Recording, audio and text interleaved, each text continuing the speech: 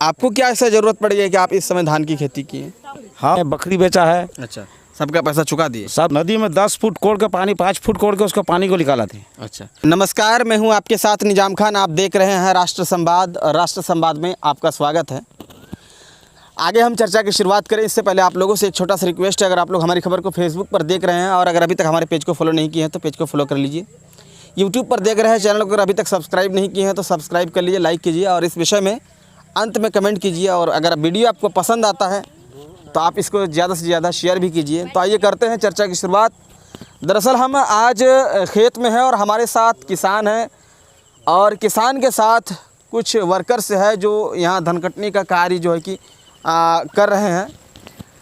दरअसल ये जो समय है कहीं ना कहीं ये समय देखा जाए तो खरीफ फसल का समय नहीं है, लेकिन इसके बावजूद भी यहाँ पर खरीफ फसल को उगाया गया है। आइए हम जानने की कोशिश करते हैं आखिर क्या ऐसा ज़रूरत पड़ गया कि इनको यहाँ पर खरीफ फसल उगाना पड़ा, क्योंकि अक्सर इस क्षेत्र में, ये जो क्षेत्र है इस क्षेत्र में इस समय कोई धान की खेती जो है कि नहीं करते, खरीफ फसल नहीं उगाते हैं। लेकिन क्या ज़रूरत पड़ गया है कि इनको धान फसल जो है कि उगाना पड़ रहा है और वैसे सिंचाई के लिए भी कोई वैकल्पिक व्यवस्था नहीं है। तो देख सकते हैं। तो क्या नाम है आपका? मुजफ्फर खान। मुजफ्फर खान। अच्छा खान जी, हमको ये बताइए, इस समय कोई धान की खेती नहीं करते हैं, नहीं करते, लेकिन आपको क्या ऐसा ज़रूरत पड़ गया कि आप इस समय धान की खेती किए? हम खेती करे जो 2 साल खोरा हो गया, खाने का धान चाष नहीं हुआ तो हम लोग का कुछ करे जो बंगाल में होता था तो हम भी चेष्टा करें जो हम झारखंड में भी थोड़ा लगाएंगे। तो इसीलिए 6 बीघा धान हम लगाए हैं। तो मशीन से पानी कोड़ के दो गो मशीन बास्टो हो गए, बोम की तरह बास्टो हो गया। तो इसीलिए बोलते सरकार को हम मदद करते, हमको कुछ सहायता चाहिए जो उससे आगे हम आरो बढ़ सके। अच्छा, हमको ये बताइए, जब आप धान की खेती कर रहे थे तो आपको आदमी मतलब कुछ बोल नहीं रहे थे कि आप क्या कर रहे हैं, ये सब नहीं होगा? या होता है ना कि कुछ लोग तरह तरह की बातें बोलते हैं कि ये पगला गया है, जो मन सो कर रहा है, इधर इस टाइम खेती बाड़ी नहीं, ऐसा कोई? हाँ, हमको बोला था। हम लोग गांव का पंचायत बोला ये पगला गया है, बोला भीख मांग के खाएगा, वो कुछ नहीं कर सकेगा। हम लोग को देश में कभी भी नहीं हुआ है तो कैसे होगा? अच्छा, इसके लिए आप पानी कहाँ से मतलब लाते थे सिंचाई करने के लिए? सिंचाई के लिए पानी हम नदी से कोड़ के, जेसीबी से कोड़ के, नीज अपने कुदाल से खोड़ के निकाल के पानी इसको सिंचाई करते थे। अच्छा, ये जो 6 बीघा में आप धान की खेती किए हैं तो कौन कौन से किस्म के, मतलब क्या क्या टाइप के धान आप उगाए हैं?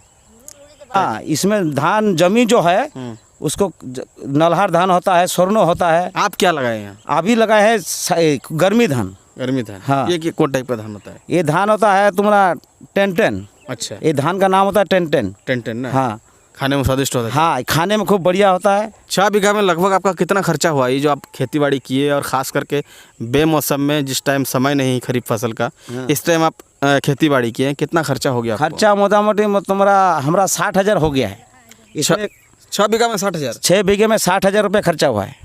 तो कितना होगा आपको फिर 60,000? अब देखिए, हम आशा कर रहे हैं जब हम 1,20,000 का चेष्टा लगाया है, होगा तो होने का आशा है। कहा कि देखिए, अगर नहीं होगा, ये जो आप काम किए हैं शायद आपको पता नहीं है, ये आप कहीं ना कहीं प्रेरणादायक काम किए हैं। ये इससे हो सकता है कि लोग सीखेंगे और सीख करके हो सकता है कि नेक्स्ट ईयर में, अगर भगवान न करे, अल्लाह ना करे, इस तरह की स्थिति अगर आती है तो लोग जो है कि फिर खेतीबाड़ी इस तरह का करने को मजबूर हो जाएंगे। फिर ऐसा तो नहीं ना होगा कि मान के चलिए कि खर्चा कर दिया ज़्यादा और लास्ट में पैसा ही वैसा नहीं हुआ, वैसा नहीं ना होगा ना कुछ होता है, कुछ ना कुछ होगा, पूरा नहीं जाता। ये लोग कौन है? ये लोग धान कटने वाला है, लेबर है। हाँ। अच्छा, आज धान कटनी वगैरह हुआ? हाँ। अच्छा, तो देख सकते हैं यहाँ पर ये जो जगह है, ये जामताड़ा जिला अंतर्गत कुंडहित प्रखंड क्षेत्र के विक्रमपुर पंचायत के पांचकुड़ी, जो कि विक्रमपुर का ही टोला है, और ये हिंगलो नदी के सामने ही खेतीबाड़ी किया है।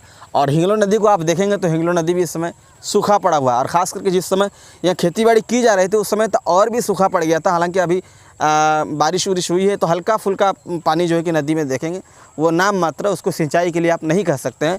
और ये लोग जो है कि जो नदी में जो बालू होता है वो आप लोग मतलब जो सिंचाई किए थे नदी में क्या तरह की व्यवस्था किए थे?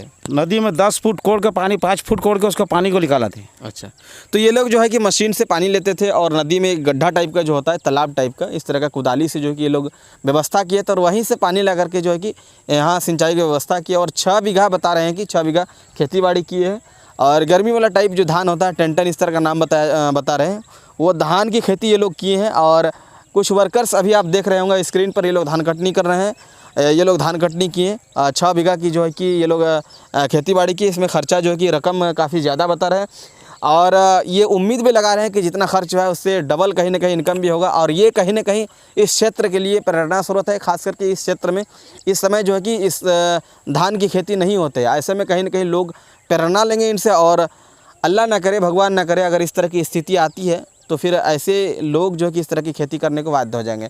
क्योंकि बीते 2 साल जो है कि कोरोना का कहर लोगों को झेलना पड़ा, उसके बाद फिर 2 साल जो है कि कुदरत का कहर झेलना पड़ा, यानी कुल मिलाकर कहा जाए तो 4 साल लोगों को जो है कि समस्याओं से जूझना पड़ा। यानी एक तरह से कह सकते हैं कि सुखाड़ की स्थिति में लोगों को जीना पड़ा। ऐसे में इस तरह का विकल्प उठाना, इस तरह का कदम उठाना कहीं ना कहीं साहसिक का परिचय है। और ये क्षेत्र के युवाओं के लिए या फिर क्षेत्र के किसानों के लिए कहीं ना कहीं ये प्रेरणादायक है। अभी आप सुन रहे थे कि इनका कहना था कि लोग इनके जो काम को जो है कि कह रहे थे कि आप क्या कर रहे हैं, नहीं होगा, लेकिन इन्होंने इन सब के बात को दरकिनार करते हुए, इग्नोर करते हुए इन्होंने इस कदम को आगे बढ़ाया और फिर खेतीबाड़ी किया।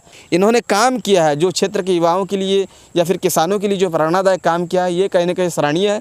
और साथ ही साथ इन्होंने प्रशासन से मांग की है कि इनको जो है कि कुछ सहायता प्रदान किया जाए, ताकि जो जिस समस्याओं से ये जूझे हैं उस समस्याओं से निजात मिल सके।